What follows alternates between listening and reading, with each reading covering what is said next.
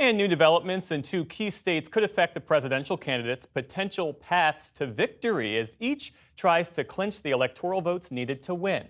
To dive into it all on this Politics Monday, we have Tamara Keith of NPR and Jasmine Wright of Notice. That's a new publication from the nonprofit, nonpartisan Albritton Journalism Institute. Amy Walter is away. It's great to have you both here. Good to be here. Thank you so much. So we are heading into the final 6-week sprint to Election Day. Tam, you've been keeping tabs on Donald Trump's travel schedule. What does that tell you about the campaign strategy 6 weeks out? Well, what I can tell you is that he is in Pennsylvania. He was just in North Carolina. He's going back to North Carolina again, and he's also going to Georgia. So his strategy is this East Coast strategy. If he can win in Pennsylvania and Georgia and North Carolina, but especially if he can win in Pennsylvania, then Harris has a very difficult path to the 270 electoral votes she needs. And so Trump is focusing on these states. The fact that he is spending a lot of time in North Carolina says that he's worried about it. Because if he wasn't worried about it, he wouldn't be spending time there. But he is. In fact, I think he's spending more time there than Harris has spent since she became the nominee. I want to talk a bit more about North Carolina in a second, but Jasmine, over the weekend, Vice President Harris said she accepted a debate proposal from CNN for a debate late in October. Donald Trump has ruled it out. He can always change his mind. We know that. Right. But what's the strategy? Why does the Vice President feel like she needs another debate? Look, well, I think that the vice president had a massively successful debate earlier this month. We saw her not just only kind of quell the competency questions that she was absolutely getting from both parties, or whether or not she was actually ready to be president, but also they made a lot of money in that 24 hours after the debate, $47 million. So they want to recreate those moments. And of course, it's a little bit of goading Trump, something that they have seen just in the debate and since the debate that has been successful, trying to poke him, really kind of playing this game of are you or are you not a chicken. And so I think we're going to continue to see her up until really it's basically too late and those dates expire, trying to get Trump again on that debate stage, because there is no, or at least they believe that there is no downside into them doing this. Well, and one thing I will note is that the vice presidential debate is scheduled for October 1st.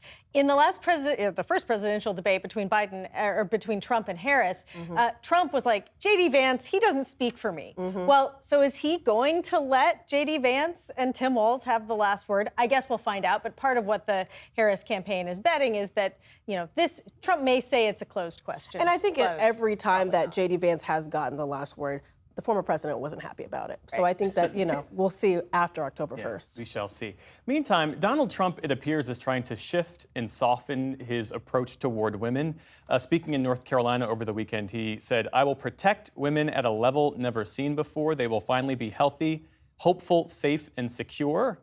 And this comes as NBC has a new poll out that shows Harris leading Trump by 58 to 37% among women. That is quite a gap. This is a historically large gender gap, and Trump is doing better with men than Harris is doing with men. That was what makes the gap so gaping.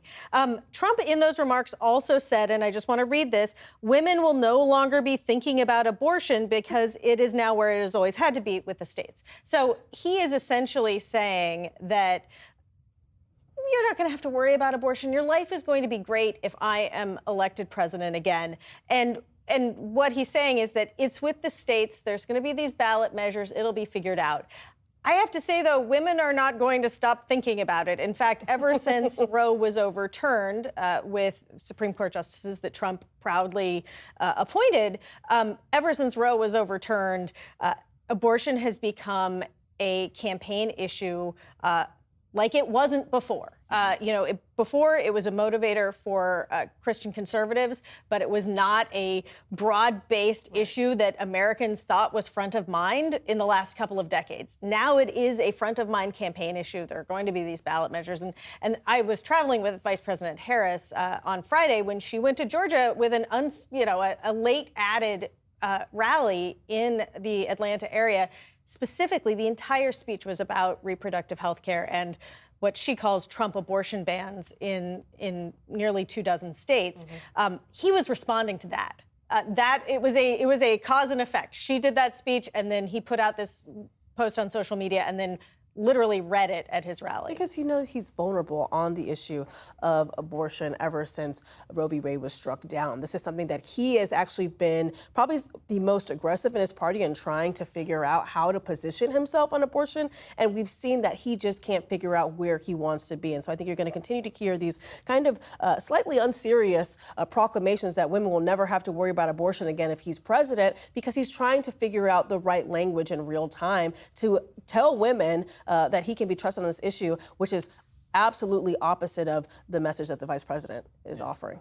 Well, we got some news today out of Nebraska, and this relates to the Republican effort to change how Nebraska awards its electoral college votes. This was an effort by Republicans to boost former President Trump, and it hit a roadblock in the form of a state legislator named Mike McDonnell. He put out a statement, part of which I'll read. He says, in recent weeks, a conversation around whether to change how we allocate our electoral college votes has returned to the forefront.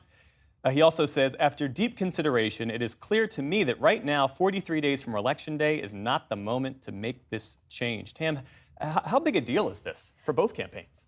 This is, I mean, in some ways, this returns it to where it was, which is that this was kind of going nowhere. They've been trying to do this. The Republican legislature has tried a few times to make this happen. What is interesting is that in the past week, former President Trump, his close ally Lindsey Graham, have been talking to these legislators, trying to put pressure on them, trying to make it happen one more time. This is because Trump allies readily admit that he is not winning in this one congressional district. In fact, Harris and her campaign have spent like a lot of time and money and sent, Doug Imhoff is like, the second mayor of Omaha at this Living point. there, he's got an apartment. He just got an apartment. Yeah, they have spent a lot of time and effort on this one electoral college vote, because if it comes down to just the blue wall states, then she would also need this blue dot, the second congressional district in Nebraska, in order to get to 270. And obviously, Trump and his allies do not want that to happen. I mean, there's no doubt this is a major win for the Harris campaign. Of course, this guy can change his mind, that we may go through 2 more rotations of this before we get to November. But certainly, I've been talking to Harris aides. I was with them in North Carolina 2 weeks ago, where I asked an aide really what's their path. And they say that they are most comfortable, they feel most bullish about the blue wall path plus Omaha, and that is where that congressional district is. And so they want to maintain that. And so him basically ruling out, switching it, saying that we're too close to November to do this, this is a win for them, even though it still maintains what is the status quo. Jasmine Wright of Notice, we should say a former NewsHour producer. Yes. Great to have you back. And Tamara Keith, of course, of NPR. Thanks so much. You're welcome.